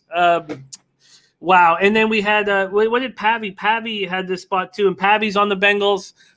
Can you break the tie? Can you give me confidence or take it away from me? Take it away, Bengals, Ravens. let me know too, Jamie. The Cox Communications is working, and the internet went a little hoot yesterday morning. So let me know if you do. Bounce me out, just in case. I just want to let you know. Okay, cool. Thank you. Just in case I freeze up or anything. Okay. Cool. Am I already frozen? No, you're good to go. Your money in the bank. Let's get to work. Let's get to. Oh no, he fucked off. No, shit. He was good. He was good. Oh no. Oh no. Okay. We'll get him back in action here in a second. Okay, he's back. He's back. You were good. I can't hear you. I can't hear you. You started to. Blah, blah, blah, oh shit. Okay, can you hear me now? I couldn't hear you. Can you hear me now? Yeah, no. I can hear you. All right, let's get through this. This sucks. Yeah. I like the Bengals too. Man, I'm close to pulling the trigger with them. I think the number's too big. One is the Ravens have owned these Bengals. They've just kicked their ass the last few years. I mean, beatdowns, 31-10, 31-3, scores like that. One thing is the Bengals this year that's kept them in games, and while they're 4-2, I think they want to step up and play well today. But I love the under. I think the under 47 I got is the play in this game. I think it's a dogfight. I think the Bengals go in there and scrap this one out. I see field goals, maybe not a ton of touchdowns. So I'm on the under here. Injuries, we talked about it. You guys already talked about this game a ton. I won't get into it. But the Woods, Sammy Watkins out to the running back. The Ravens defense looked really good last week against the Chargers. And I think they play well again here. And the Bengals, their success, like I said, has been the defense. They're 5-0 to the under their last 5 games. So I love it here. And you know what, Jimmy? I'm going to double up. I'm going to get – there's still 6.5s out there, circa points bet. I see it a bunch of places. Give me the Bengals too. I think they keep this close. And I think Joe Burrow, Jamar Chase, that guy's just an animal. I think this game is close in the end. So I'm going to double up here. I want the under 47. And I got that last night, minus 110, William Hill. But there's a lot of 46.5. So give me the Bengals plus 6.5 in the under. I love it. I love it. Firing shots is our CMAC. Nick Dillard said Chiefs -4 is trending on Twitter. Well, I hope it cashes, Nick. I hope it cashes. I hope this cashes. Speaking of trending on Twitter, let's see what CMAC is going to do with that spot. Chiefs, Titans, 77 Fahrenheit, partly cloudy, 12 miles per hour. We've talked a lot about this game and the injuries. Actually, no, we haven't talked that much about this game, but we've talked about it on the show. And I'm on the Chiefs -4, and so is Pavi. And we're sitting in a situation where sharps are on them too. 56% of the tickets on the Chiefs, 71% of the cash. I actually thought the tickets would be more. The tickets, not the cash, but the tickets would be more in favor of Tennessee because of what everybody saw on Monday. I love it with the short week. Hoops 590 says you're not American, man. Of course, come on, man. This guy in Vegas, born and raised, man. Take it away, Chiefs, Titans, C-Mac. Let's roll. I love that the Chiefs are getting back. Jones and Ward are in, right? I've got them in the game. And Hill, they're all a go from what I just checked 20 minutes ago. As far as I like that they're in. Yeah, they're all a go. This is a game, as much as I got later on, I have more unders. I'm rolling over here. I'm taking the over 57, even 57.5. I think this game gets over. One thing with the Chiefs on the side, I'm going to stay off. The Chiefs, one thing about them, I've kind of been on the right side of every Chiefs game this year. I took them with the Eagles. I took the Chargers against them. I laid it last week with them, and they had a huge second half. Patrick Mahomes has struggled with interceptions. But I think he gets better, and I think the Chiefs start to roll. Is today the day? I don't know, but the Titans' defense is bad. And I know the Chiefs' defense isn't very good either. Even with Jones and Ward going to play, I think Derrick Henry eats here. I think he does what he wants. I know it's a short week, but they are at home. The Chiefs are still a bad defense, laying more than a field goal on the road. I can't touch that side, not right now. And I did it last week. I kind of went against it. Sometimes I do it against bad football teams. I did it with the Eagles. But I think the Titans are a pretty good football team other than that shitty defense. One thing, Pat Mahomes should eat them up. He should throw all over them. You know, the thing is, can the Titans make a few stops? And I think they can. But in the end, these two teams, the Titans are an over team in my mind. The Chiefs, these teams get in the 30s. And for much as I love an under, I'm all over the over here. And I want to talk about the side real quick. Watching it, the Chiefs, the money come on them, the sharps on them. I mean, all week I've looked at this. I'm staying off. I do lean the Titans. I think it'll be close. I think the Chiefs are rolling, but I just don't know if it's this week. And I could see a field goal game in this one, 34-31, a tight game like that. So I'm going to stay off, but I like the over. I think we roll over here. There are some 57s on the board at some offshores right now, 57, 57.5. You got in at 57? 57, yeah. Okay, KC, Tennessee, over 57 for our man C-Mac. He's got one for sure game on the card and one more that he might be adding. Let's go to that for sure spot, and it is the Sunday nighter, Indianapolis Colts and San Francisco 49ers. I'm so happy that you are the only one that's doing this game. I was just so thankful that you are, and I want to talk about it huge because there has been a lot of talk, and I talked about it briefly off the top about this being a monsoon-type situation. Yes. That is not the case. The wind warning ends at 8 p.m., and some sites have it down to 10 miles per hour by 8:20. So all these shows talking about monsoon-type weather in this Colts-Niners game, and the under getting bet down. So there's some 42s, some 42s and a half, and some 43s. It opened at 44.5, but in I haven't moved on it either because even in perfect weather, I'm not thinking this is going to be a shootout necessarily. But exactly. If this gets too low, I'm going to try to go over top of it. And sharps already have, and maybe they're middling it, some of them too, but 54% of tickets are on the over, 77% of cash, then 45% of tickets on the under, 53% of cash. And so let me just preface this one more time because I think I might have given Birdie the wrong idea. I think that people were moving a little too quickly on the weather situation here. But that doesn't necessarily mean I'm going to try to get over it at this point. But I can't wait to hear how you're going to bet it. And we haven't talked about injuries here. So for the Colts, offensive tackle, Braden Smith, foot thumb. Defensive end, Kimoko Toure, groin. Cornerback, Rocky Sin. Safety, Julian Blackman, Achilles. Running back, Jordan Wilkins, all out. T.Y. Hilton, out. He was listed as questionable, but out. For the 49ers, defensive tackle, Javon Kinlaw, knee. Quarterback, Trey Lance, knee. Defensive lineman, Maurice Hurst, calf, out. Offensive tackle, Trent Williams, ankle, elbow, doubtful. Linebacker, Marcel Harris, thumb, questionable. Take it away. Yeah, I have not bet the under. That's what I was really looking at with the wins. I don't think these teams score much anyways. That's what I was going off, whether or not in this one. I am on the Colts +4.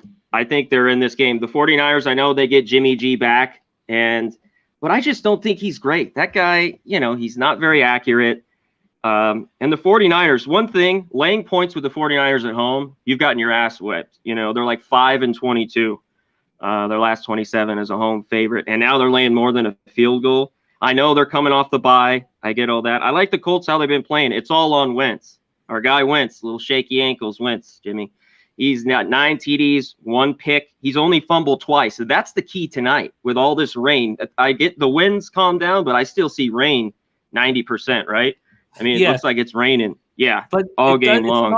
It looks like it's going to rain all day long. But even that, it looks like the hard rain is all day. But then it kind of peters out. But you're right. As far as I know, it's going to rain all game long. Yeah, so I'm gonna stay off. I still lean under in this ball game. If the Colts want to be in this football game, Frank Wright, he likes it on the road to stay in a game.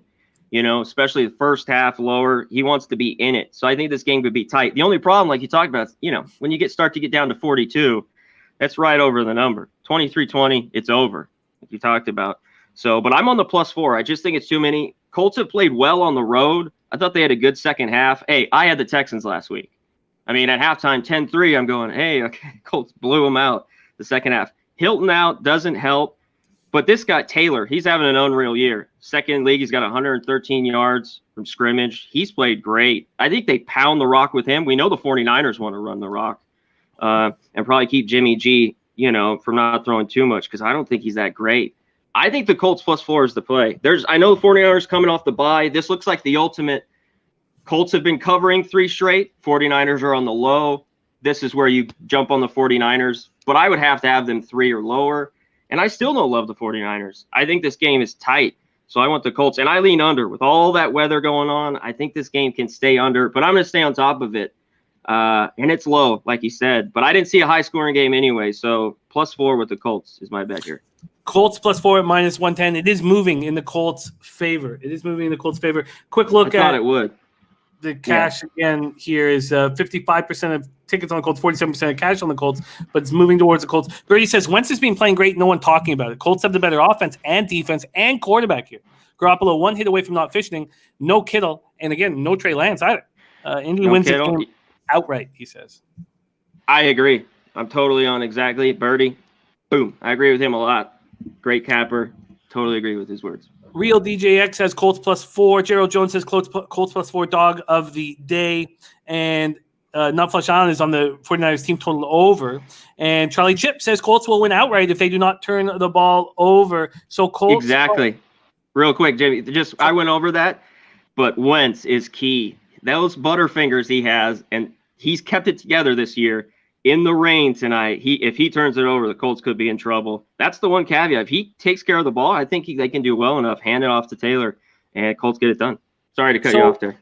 Oh, no, anytime, buddy. It's all good. So we have one more game that might be moved on by our guy, C-Mac. And then there is one game that was missing here from any of the cappers, and that's the Lions-Rams, and was mentioned if we were going to be able to talk about it or not. So I would like just to briefly touch on it so that we do touch each game. And then another spot here, we have a question from Ken Mizrahi on the Aaron Rodgers over 265 passing yards. Says, I believe Washington's given up 300 passing yards in every game. Seems too easy. Thoughts? I have not studied it, so I can't give you a thoughtful answer. I'm not just going to, give you a guess here. But if anybody has studied it at all, have you looked at that at all, C-Mac? If anybody has studied it all, jump in the chat. We don't have much time, so if you want to just move on to your action, I'm ready to rock. Okay. All right. So next up for C-Mac, we don't know if he's going to make a move on it. Let's get it. Jets, Patriots, 55 Fahrenheit, sunny, 7 miles an hour, and then we're going to close on that Ram spot. We know that the Patriots have this ridiculously long list of questionables, but almost all of them did practice or did get on the field, which is something that Belichick demands, on that Friday session. The only ones who didn't practice were Godshaw and Hightower. All these other guys that are questionable, and we're talking 15 of them, were limited but did get on the field. So a ton of injuries for the Patriots, and I've moved on the Jets +7. I'm, this might be the fan in me, but I really want to see Salah off the bye.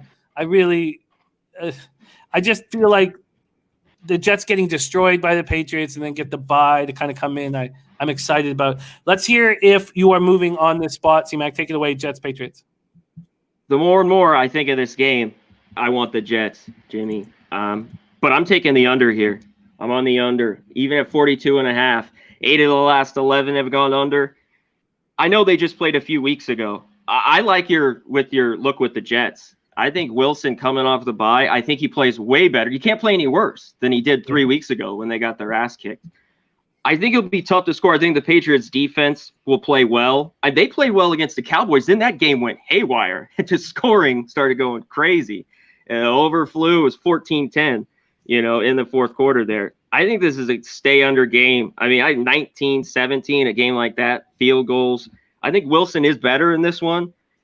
And Mac Jones, the Patriots don't go downfield. Until they start pushing it, the envelope, they just don't do it. I think there's a lot of clock run. Both defenses are solid. I like the Jets. They're fresh coming off the bye. I lean with them in the 7 points, but I'm on the under here. I think this game stays under this total. I love it. So we're 11 minutes till kickoff. It looks like I'm not adding anything on the 1 p.m. games. All my possible additions are going to be on the 4 o'clock, post 4 o'clock games. So let's just review C-Mac's action here. And he is on the Bengals +6.5. Cincinnati, Baltimore under 47. KC, Tennessee over 57. Colts +4 and the under 42.5. Birdie says taking the points on the Lions. I'm also sprinkling a bit on the Lions money line. This is a personal play. I believe this is Lions Super Bowl, and I believe the Rams are arrogant. I'm taking a shot here on the Lions. Trash can Dios, I'm not entirely sure. Says great show today from start to finish. I love it. Thank you, Trash Can, my man. Here we go. Do you have any feelings here on this extremely interesting spot? And noticeably, everybody didn't want to touch. Yeah. Lions-Rams.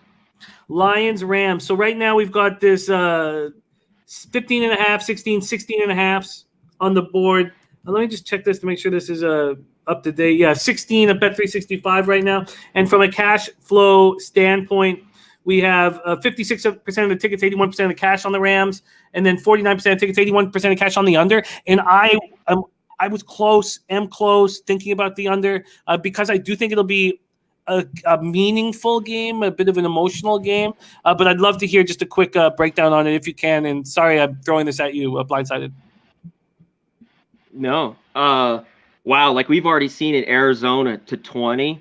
If I was waiting to 17 for this on the side, I might pull the trigger with the Lions. I think this is. Do you remember the Jets last year when they went to LA, beat the different team? Goff was their different quarterback, but I just think the Lions. This kind of is their Super Bowl. It's hard to trust Goff. I've never been a fan of his, but the Lions have. And right after a shitty week, Jimmy, they play up, and like Bertie said, this is their Super Bowl. They get blown out by the Bengals at home. So I think they're jacked for this. I'd be on the points. I lean under as well. I think the total's a bit high. As long as that, I don't know what Lions defense we're going to get. That's the problem. Are they just going to get shredded like they did last week or in weeks past? Or some weeks they've played up and kept it down, and that would keep this total down. I lean under, and man, if I see 17 and a half, I might pull the trigger. We got the afternoon. This is the afternoon game. These are going up. Man, these are going up. I mean, 20. I see 20 and a half area spot in the Arizona-Houston. Does that make you want to back Arizona? No, you mean Houston. I wouldn't back Arizona. Yeah. Oh, sorry. Excuse me. Sorry. Does that make you want to back Houston? Because I've been trying. Like I want to back them so badly, and I can't at this point. And then I was interested in the first half. Can we just touch on this very quickly? Do you think you might move on this? I might, yeah. Those were two games I was just going to wait for. I already like the Eagles. I haven't made a move. It's only 2. I would take them just money line at this point. The Eagles. But at 20, how is Arizona? They played Thursday night against Green Bay. Mills is the big key. Early on in the year with Taylor, they were great. They won a few games. If he was in, obviously this line would be different too. But can they just get a few scores? I think they keep it close. Is this a first half? Which half are they going to maybe come out first half? Is there going to be sleepy or second? What do you think? That's where that was my first instinct was. So the 10 was at plus 105 when we started the show. Now the 10.5 is at plus 105. So there's going to be 11 there in a second. Jacksonville Zo said if there was an 11, he was going to move on it. You're right. When is it? With Dan Campbell, they're going to keep trying, but they certainly didn't last week. Thank God this is 4:00 and we can see if we're up money and have can play with the house cash on a Sunday. But God, so last statement on this thing. You think you might move? Or are we going to keep an eye on your Twitter? I'm going to keep an eye on it. Yeah. Both those games.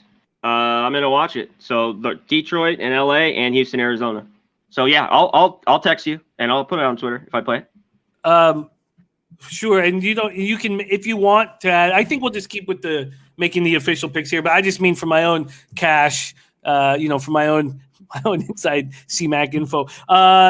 Jake Kaiser says, good Lord, I just closed my eyes and took the Texans. CMAC, thank you so much for joining us. We got 6 minutes till kickoff. Again, let's just review CMAC's action here. We have the under 42.5 in Jets Patriots, Colts +4 minus 110. We have the over 57 in Kansas City, Tennessee, Bengals +6.5 in the under 47. Follow our man CMAC, Connor Mac Picks at Connor Mac Picks on Twitter. I'm going to pop it here into the chat. Great guy whom I love capping with, and I can't wait to be back in Vegas and hanging with you, my man. I can't wait, Jimmy. Because last year I was going to spend August. The plan was to spend all of August down there. I'd like to get that going again. I'd like just to be down there for the month of August and bring the family down, be down there for the month. C-Mac, I love you, man. Have a giant Sunday. Thank you for joining us here, and good luck with all your action. I love you too. There he is. Connor Mac Picks. Oh, wait, C-Mac wanted to say a couple more things. Can you pop him back up, Jose? He doesn't usually end with just a love message. No, I'll be in touch with you, I meant, because you said on Twitter. I'll let you know if I make any action. I will let you know official. Perfect. If I'm up money, I'm doing something with the Texans. So, Okay. All right. There he is. All right, brother. Connor Mac Love picks. you. Later. Much love, my man. There you go. 5 minutes to kick off. Because I'm not adding anything on the 1 p.m. game, I don't need to freak out and lose my shit here. So I don't need to do anything. So I'm going just to give you all of the plays here that we're giving out on the show. So we have for Billy Briz, Goddard over 43.5 receiving yards, Jacobs anytime touchdown, Chris Godwin anytime touchdown. Best bets for him is the Chiefs -3. He paid -145 for it. Then we have the Jacksonville Zo's on the under 42.5 in Carolina and New York Giants. The Eagles +3. Cardinals team total under 33.5 and the Buccaneers -11. Sharpie coming to us live from Las Vegas is on Darnold over 1.5 passing touchdowns.